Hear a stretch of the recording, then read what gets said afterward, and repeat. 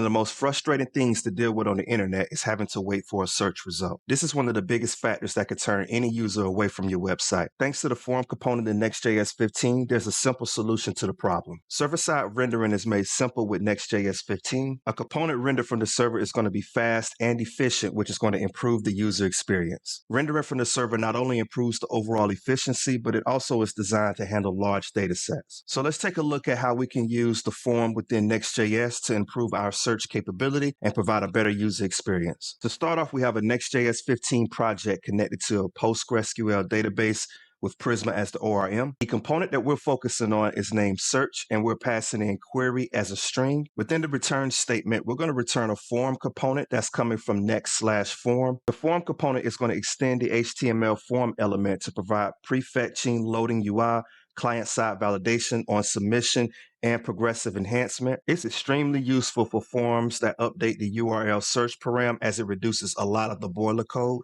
The behavior of the form component is going to depend on whether the action prop is being passed a string or a function. When the action is a string, the form is going to behave like a native HTML form that uses a get method. The form data is then encoded into the URL as a search param.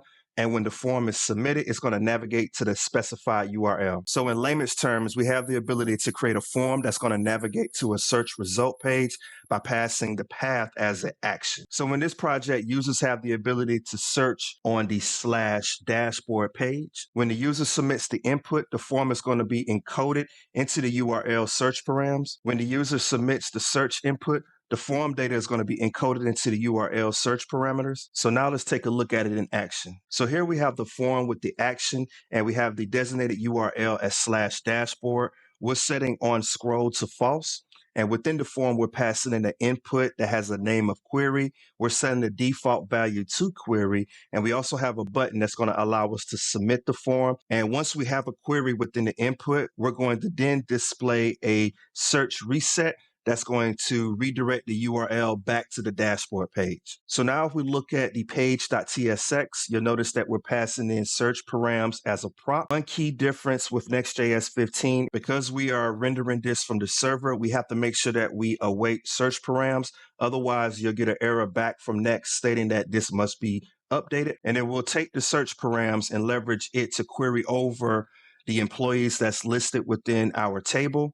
And now if we test out the search feature, you'll notice that we now get a search result that matches the query. And we also have a X that will allow us to navigate back to the home page. And most important, you'll notice that the URL query is now reflecting the query of what we are searching within the input. And if the user clicks on the X, we'll navigate back to the home page. And while it is updating, we'll also get a loading animation. And we'll test it out again with the second user. You'll notice that we get the search results below. Within the URL, we'll see the query that we just inputted within the search field. And we also have an X to take us back to the home page. Well, I hope you enjoyed today's quick tutorial. If you did, please feel free to give me a like and also consider subscribing. If there's anything else you'd like to see, leave it in the comments below. Otherwise, I'll see you in the next video.